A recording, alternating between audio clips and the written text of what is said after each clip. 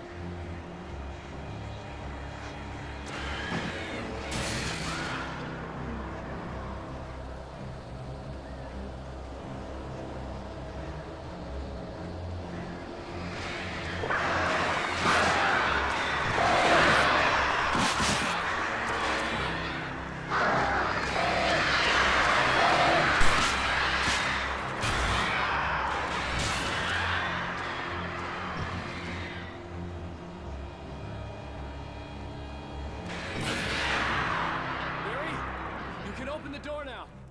They're gone. Hey, Al. I'm sorry for thinking you were having a psychotic episode, man. I sent Barry to the town to ask around about a man fitting the kidnapper's description. He'd go through the archives of the local paper. Perhaps he could learn something. Anything about the island and the cabin that had disappeared. The man wanted a manuscript. I had to try to write him one to get Alice back.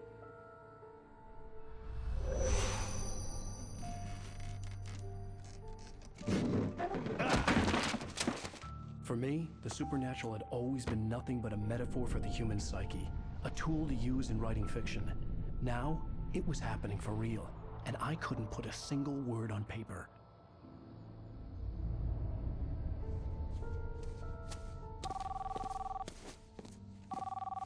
Barry Wheeler speaking. This is Rose. Rose? I found Mr. Wake's pages. Oh, you sweet, brilliant girl. Could you and Mr. Wake come get them? I live in the trailer park outside the town. We'll be there in less than an hour. I know. See you soon. Have a great day. Hope you come back soon. Welcome to the Oh Dear Diner. Good girl.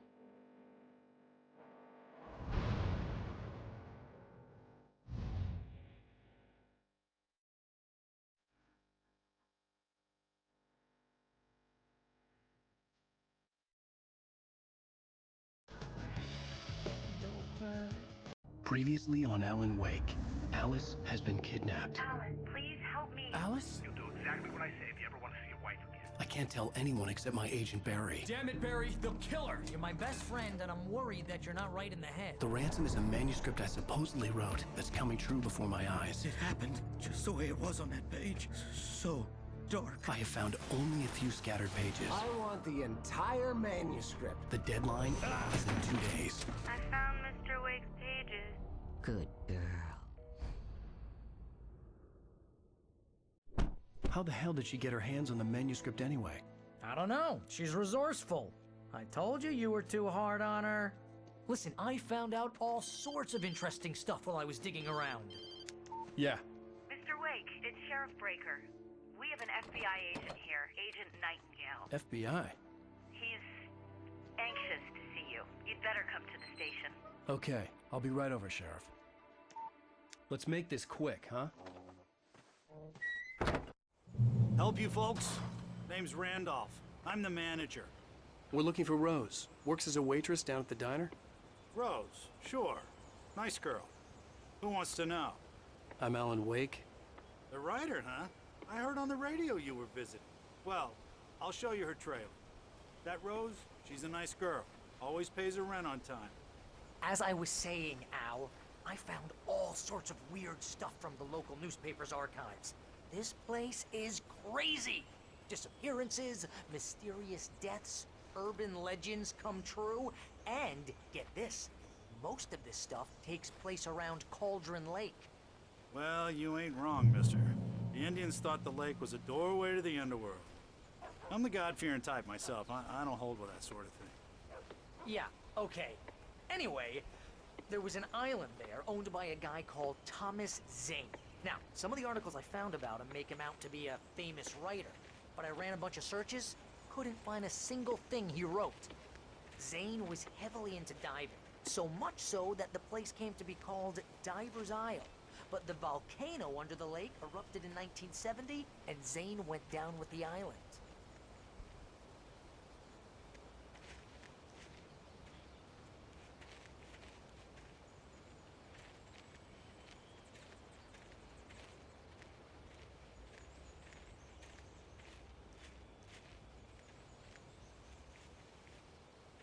It gets better. A local girl, Barbara Jagger, drowned in Cauldron Lake just a week earlier. They were lovers. Sure, Jagger's a local spook store. The Scratchin' Hag comes for you in the dark. Childish stuff like that. Anyway, Al, I'm just getting to the best part. All of the articles about this stuff were written by Cynthia Weaver. I asked around, and she's that crazy bag lady you met. What, the lamp lady? She can be a little loopy, but she's not homeless or anything. Yeah, anyway, she knew both Jagger and Zane before they both died, and she had some kind of a breakdown.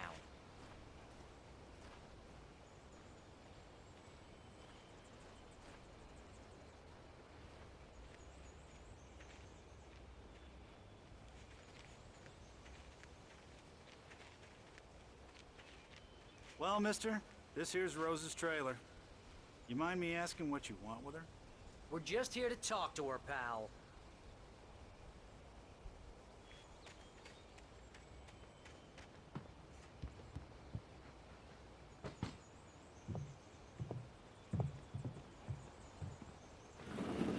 Welcome to... Oh dear. Mr. Wake. I'm so glad you're here. Rose, you have my manuscript? Oh. Oh yes. Yes. Please, come in. Hey, this is really good. Rose, Yes, my manuscript. I really need it. I understand. I know what you need. A muse to inspire you. Oh, for Barry? She doesn't have anything. Yeah, hey, Al? Al, what's... Oh... Barry! What? What?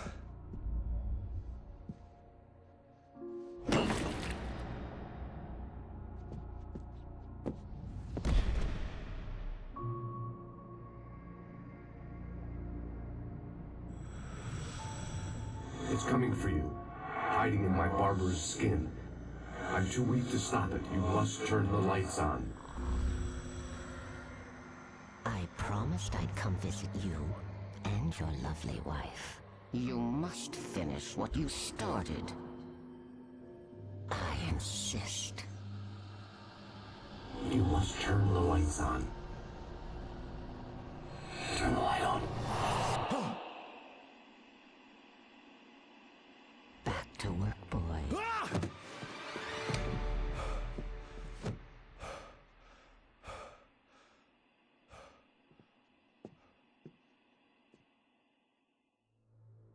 I felt nauseous, hungover. Only anger kept me going. I can't tell reality from dream anymore, but it seems I have an imaginary editor to help me. She's an old woman in a funeral dress. I call her Barbara Jagger. She's very strict. I'm writing faster and faster. My manuscript is being heavily revised. The edits are getting very aggressive, and each day there's less of me and more of her. I hate it, but I know she's right. She promises me I can save Alice this way. She knows more of this than I do. About the complex incantation I'm attempting. About this place. She's worked with another writer under similar circumstances, Thomas Zane. The genre of the story seems to be shifting. It's turning into a horror story. I'm getting close. I can feel it.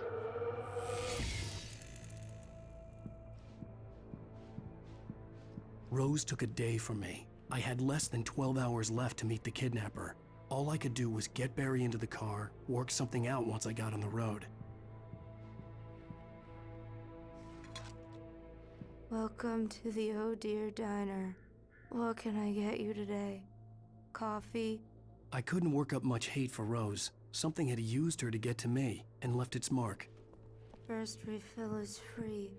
Milk and sugar on the counter there. Would you like to hear today's special? My gun and flashlight were gone. I'd have to find a way to get Barry into the car as quickly as possible. There was no time to waste. Mr. Randolph liked Rose. That little smile she had. How she was still sweet when life had tried so hard to make her bitter. It wasn't any of his business what she did in her trailer. But those strangers, the writer and his smart-ass sidekick, looked like trouble. And they'd been in there for hours, way past her normal bedtime. He reached for the phone and called the sheriff's station.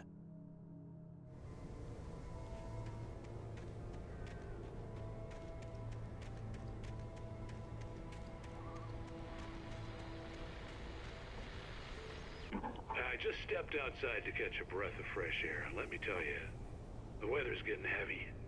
Nights like this make me especially glad I'm here talking to you and not home in bed. Once the weather takes a turn like this, I can't sleep at all. It's all tangled bed sheets and dark thoughts, punctuated by the occasional plunge into nightmare. Is it just me? Well, perhaps it is.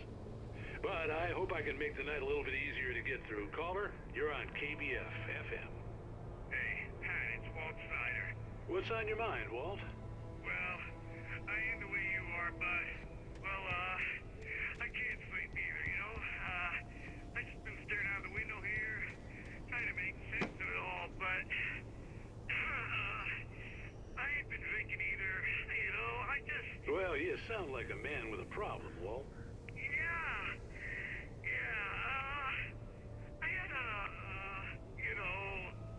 argument with Danny, and, then I got in trouble with the law, and, I'm just, well... I heard something like that, Walt. Yeah, well, he's, Danny's my best friend, and, they let me out on bail today, and now I'm just alone here at the window, waiting. Man, and there's something in the air tonight, man. I was just outside looking up at the sky above our broadcast tower thinking the same thing. What are you waiting for, Walt? I don't know. Something's gonna happen. I think I better go. Well, Walt, maybe... No, thanks, Pat. Well, good luck to you, Walt. Hang in there. Let's take a little break, folks. This weather's really something else, huh? How can I be sure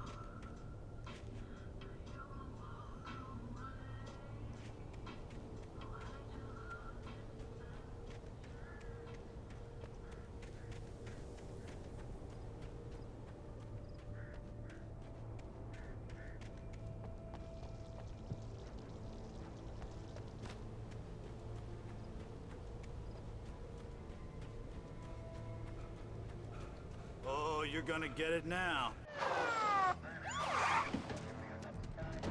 God knows what you've done to that poor girl. This is Agent Nightingale, FBI! Get him up, Hemingway! You're under arrest! You move a muscle, I'll unload right in your goddamn face! Stay right where you are, Slane!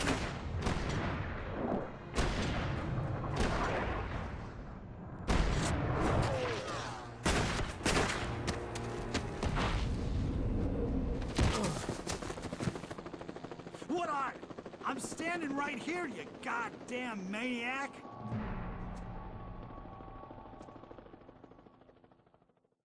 I hated to leave Barry behind, but there was no way I'd miss my appointment with the kidnapper. Give it up, Mr. Wake! Come on!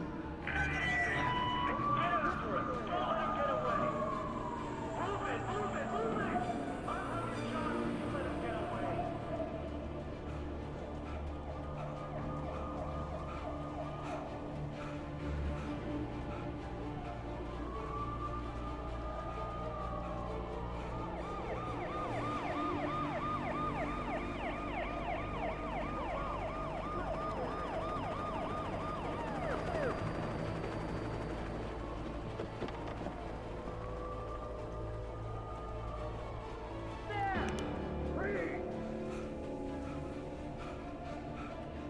Okay, men, keep your eyes peeled. He's gonna try to make it through here. Hold on. Oh, damn.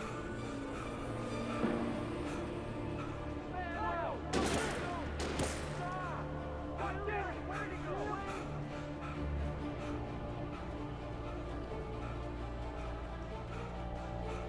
God damn it, where did he go?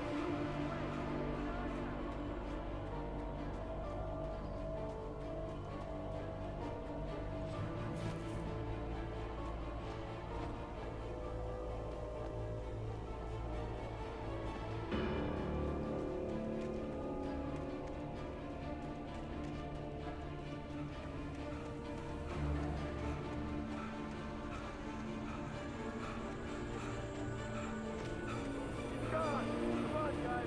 We need to head him off.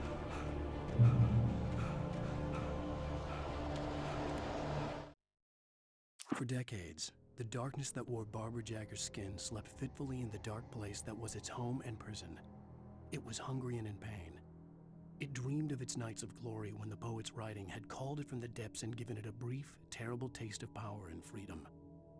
The rock stars had stirred it from the deep sleep the poet had sunk it back to in the end. When it sensed the writer on the ferry, it opened its eyes.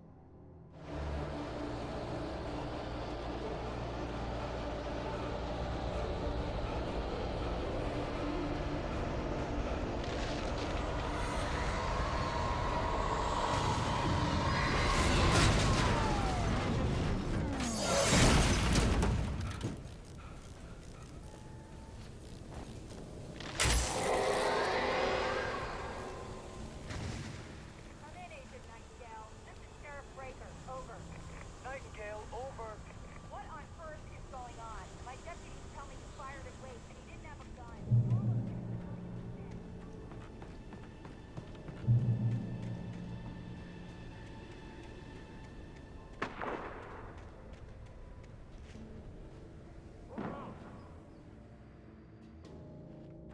Search the area.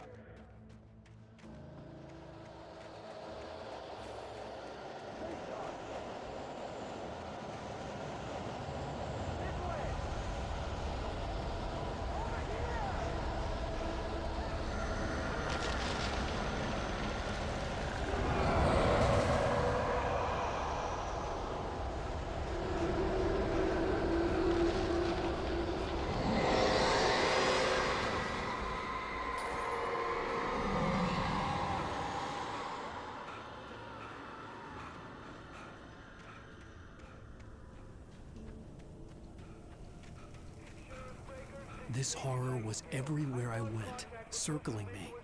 The cops didn't stand a chance.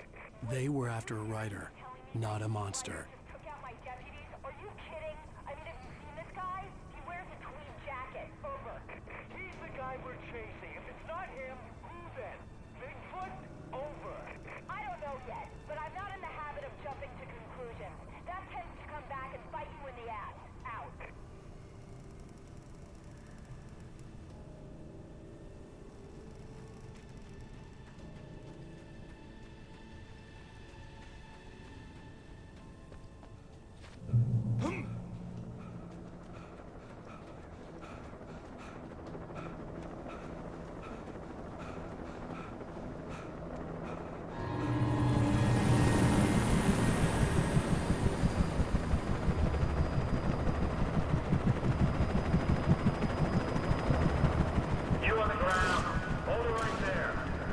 There's nowhere to run.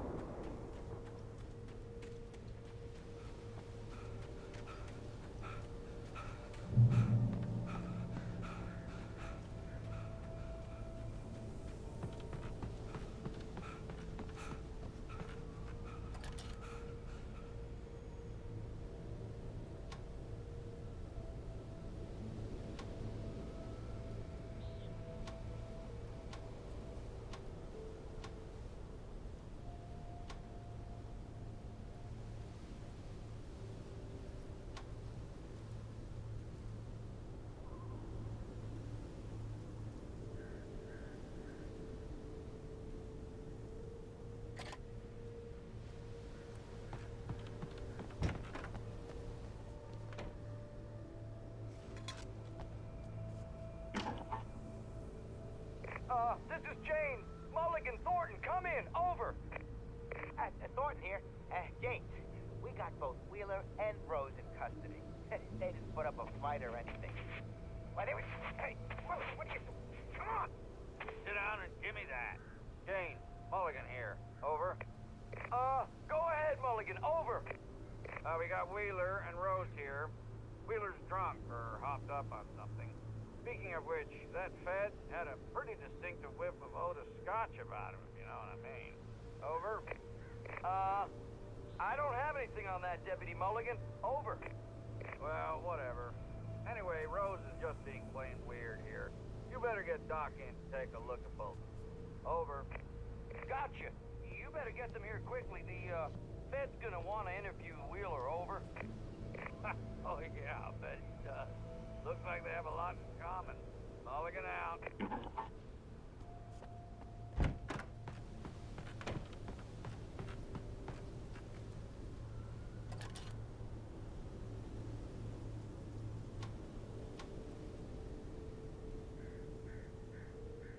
I could see the lights of the radio station in the distance.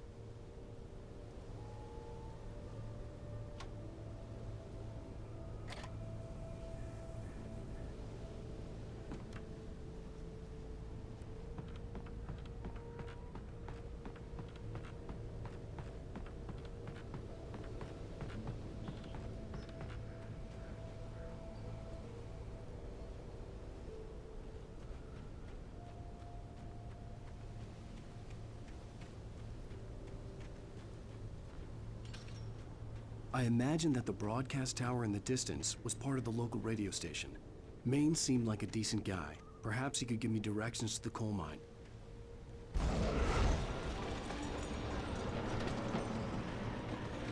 Unnatural shadows clung to the gate. The darkness that was after me was trying to stop me. I wouldn't get through without a light.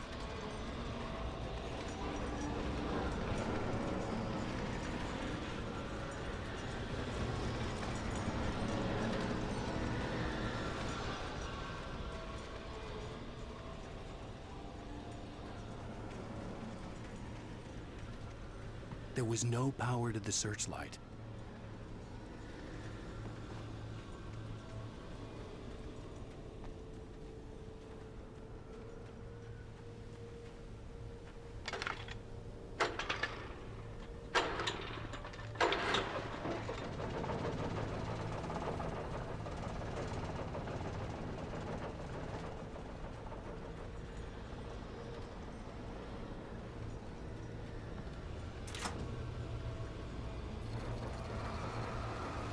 The old generator conked out.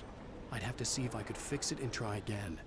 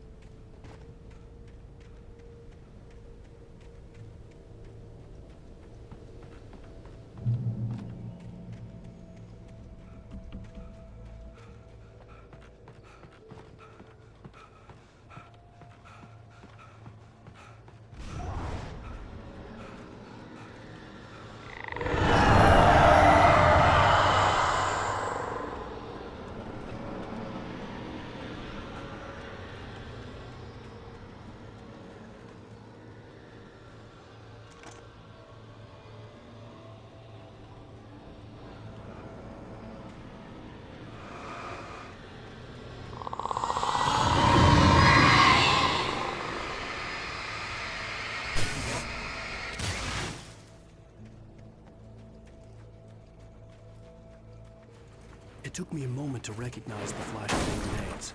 They were an ideal weapon for my situation. Team 1, come in. Over. Team 1, this is Sheriff Breaker. Report. Over. Team 2, come in. I need a report. Over. Come on, guys. Talk to me. Come in, please. Over.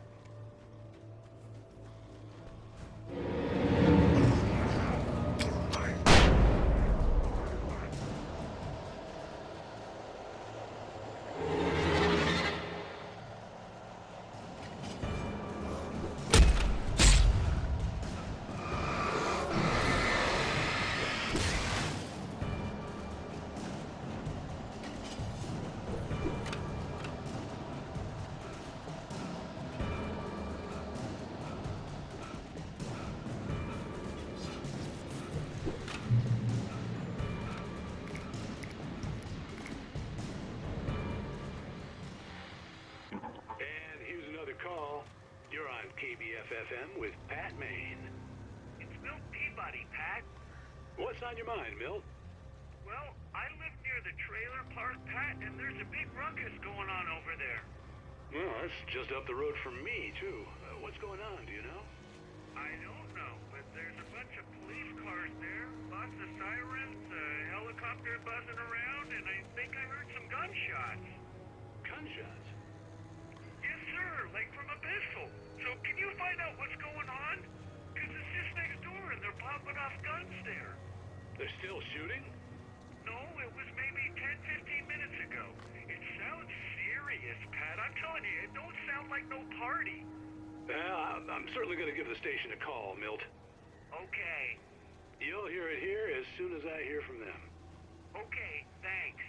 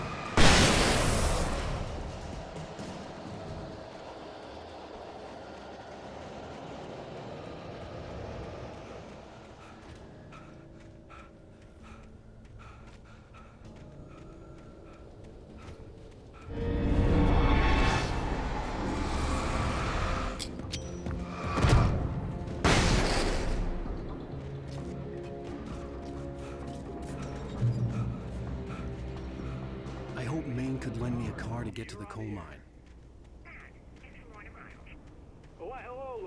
What do you have for us? Well, I just don't see why the cops bother with the trailer park. What do you mean? It's a trailer park. Of course you're going to have trouble in a place like that. I mean, what do you expect? The sheriff should be helping us normal citizens instead of wasting resources on those people. Well... Let the trains sort themselves out. I'm sorry, but my granddaddy settled in Bright Falls in 1911. Well, thank you very much for that compassionate viewpoint, Lorna. Oh, here's a little surprise. The famous writer Alan Wake just walked in. Folks, I'm going to see if I can talk him into an interview. Come on in, Mr. Wake. Oh, I'm so glad you could find the time to do this, Mr. Wake. Nowhere to run now, Dan Brown. You back away from me. Don't hurt it. Whoa, whoa, whoa. Everyone calm down. Put the gun down. We're all friends here, right? Cool your jets, Nightingale. We got him. Judas Priest! What the hell's the matter with you? There's a civilian in there.